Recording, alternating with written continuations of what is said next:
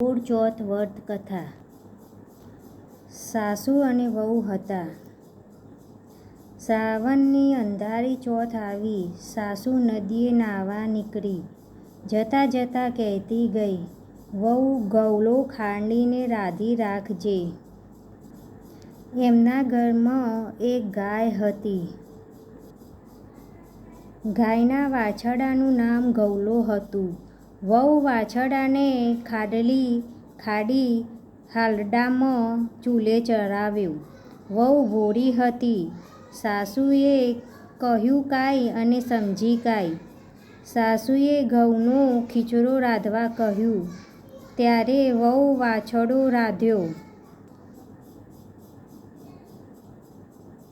સાસુએ નદીએથી આવીને પૂછ્યું, વહુ ગૌલો ચડાવ્યો ને? વહુ બોલી, ચડાવ્યો તો ખરી, પણ શું ઉધમાત કર્યો છે? શું ઉધમાત કર્યો છે? ઘરનું જોર આવે તાનો તણાય નહીં, કાપ્યું કપાય નહીં, શું ભંભારે? માંડ ખાંડ્યો છે. સાસુના પેટમાં ફાડ પડી. તે બોલી ઉઠી, વહુ તે શું કર્યું? કયા ગૌલાની વાત કરે છે? વહુ બોલી, આપણી ગાયનો ગૌલો. કેમ કરાયો? શું તમે શું કહ્યું હતું? ને સાસુને સાંભળતા જ આફી બની ગઈ. તે બોલી, અરે રે વહુ, તે શું કર્યું? સાસુની આંખમાંથી દર આંસુ આવવા લાગ્યા. આજે બોળચોથ હતી. બધા વાછરડાની પૂજા કરવા આવવાના હતા.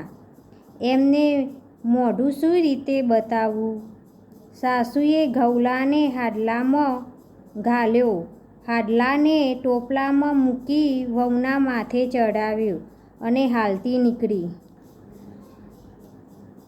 તેમ સાનામાના ગામની બહાર નીકળ્યા અને હાડલાને ઉકળામાં દાટી દીધો. ઘરે આવી કમાર વાંકી સાસુ વહુ ઘરમાં ગુપચૂપ બેસી રહ્યા. ગાય સીપમાં ચડવા ગયેલી ત્યાં તેને જાણ થઈ. ગાય ત્યાં ભાભરતી એક જોડી ગામ ફરી. દોડતે ગાયે ઉકળામાં શીંગડું માર્યું.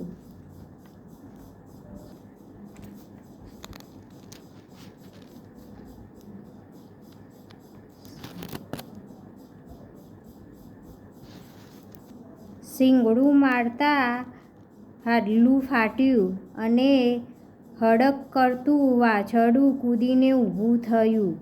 ગાય વાછરડાને ચાટવા લાગી. વાછરડું ગાયને ધાવવા લાગ્યું. એક રંગીન ગાય અને વાછરડું બીજે ક્યાંય ન હતા. પૂજાના ટાઈમે ગૌરણીઓ એકબીજા પછી એક પૂજવા આવે, પણ જુએ તો ઘર બંધ. એકે બૂમ પાડી, ઘરમાં શું કરો છો? કમાર ઉઘાડો ને, અમે પૂજા કરવા આવ્યા છે. ના તો કમાર ઉઘાડ્યું, ના તો કાંઈ અવાજ ના આવ્યો. એટલામાં તો ગાય અને વાછરડું દોડતા આવ્યા. આંગણામાં ઊભી રહી. ગળામાં હાડલાનો કાટલો અને વાછરડો બચ ધાવવા લાગ્યો. બીજી ગૌરણી બોલી, અરે વાછરડો ધાવી જાય છે. ત્રીજી ગૌરણી બોલી, આજે ભોજનના દાડે વાછરડાના ગળામાં હાર હોય કે કાટલો? સાસુ વહુ વિચારવા લાગ્યા. વહુ કમાની તળે જોયું તો સાચે જ ગૌલો ગાયને ધાવતો હતો. સાસુ બોલી, જુઓ ગૌલો જીવે છે. કમાર ઉઘાડીને બહાર આવ્યા. બધાને બનેલી વાત કહી. ગૌરણીઓ કહ્યું, તમારા વ્રતના પ્રતાપે મારો ગૌલો સજીવન થયો. ગૌરણીઓએ પૂજા કરી, હાર પહેરાવ્યો.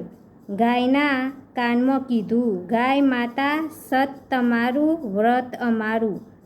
તે દિવસે નિયમ લીધો, બોળચોથના દિવસે ખાંડવું નહીં, દળવું નહીં. જેવું ગૌરણીઓને ફળ્યું એવું અમને ફળજો.